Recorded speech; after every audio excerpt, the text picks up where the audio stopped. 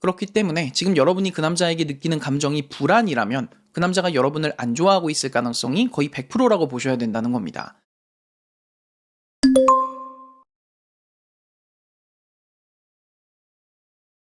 안녕하세요, 데이라이트입니다. 이번 영상에서는 여러분이 좋아하는 그 남자가 여러분을 좋아하는지 알아보는 가장 확실한 방법을 알려드리겠습니다. 이건 관심남, 썸남, 심지어 남자친구가 나를 좋아하는지 알아보고 싶을 때도 사용할 수 있는 아주 범위가 넓은 테스트고요.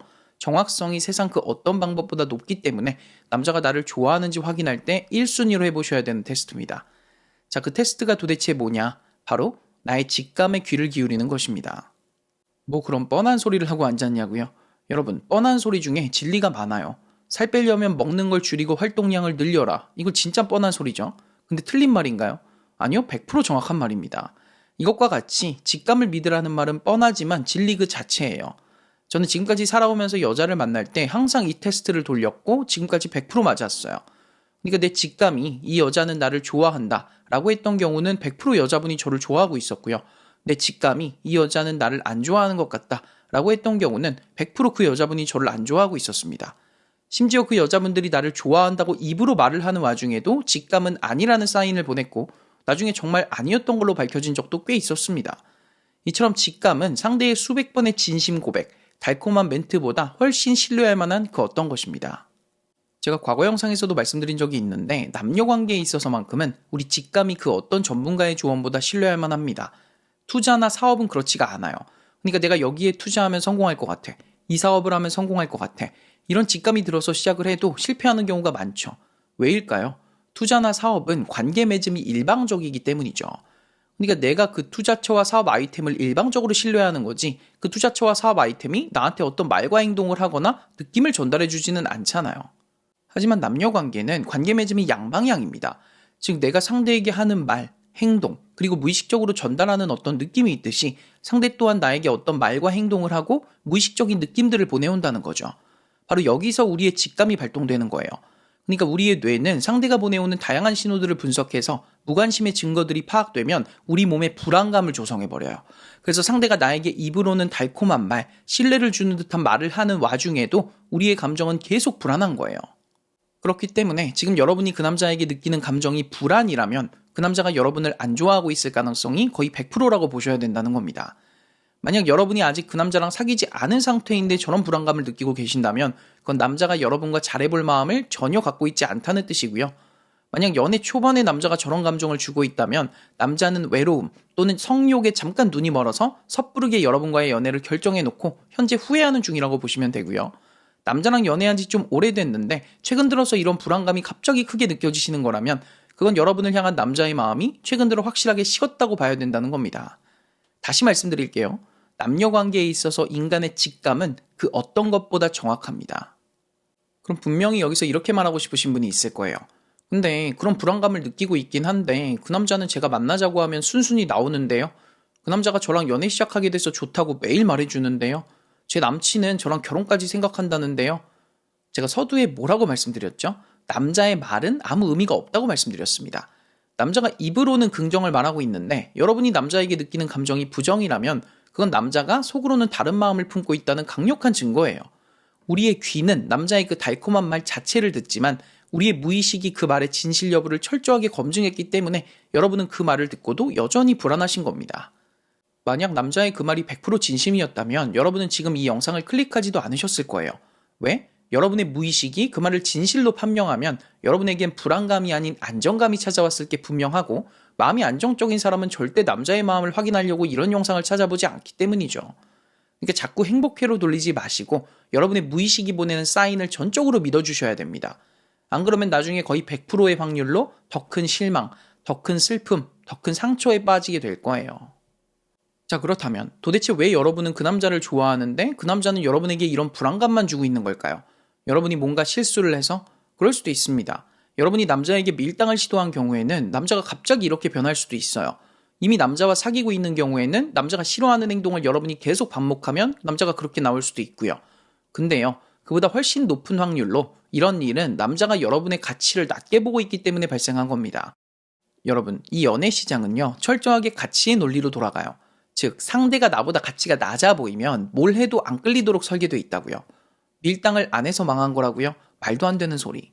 여러분이 가치가 높아 보였다면요. 남자는 여러분의 적극적인 행동들에 미친 듯한 설렘을 느꼈을 거예요. 여러분의 가치가 낮아 보였기 때문에 부담스러워한 거지. 저는요, 이 연애 시장이 가치의 논리로 돌아간다는 걸 깨우친 지 꽤 됐기 때문에 연애에 실패하더라도 절대 상대 탓을 하지 않습니다. 무조건 제 탓을 해요. 왜? 내 가치는 내가 제일 잘 알잖아요. 내 가치가 많이 떨어져 있을 때 만났던 여자분들은 거의 10중 8구 저를 안 좋아했어요. 제가 그 어떤 노력을 해도 연애에 실패하는 경우가 거의 100%였어요. 왜죠? 연애의 성패는 노력에 달린 게 아니거든요. 상대가 나를 보는 바로 그 순간 결정이 나는 거예요. 반대로 제 가치가 상향곡선을 그리고 있을 때는 저는 아무것도 한 게 없는데 높은 가치의 여자분들이 저에게 먼저 관심을 표현하는 경우가 있었어요. 이 여자가 나를 일하고 반문할 정도로 예쁘고 자기 관리를 잘하신 분들이 저한테 선톡을 하고 질문 폭탄을 날리고 먼저 마음을 고백하는 경우도 있었습니다. 그러니까 가치가 낮을 때도 나는 나고 가치가 높을 때도 나는 나였는데 여자분들은 저를 완전히 다른 사람으로 대하고 있었던 거죠.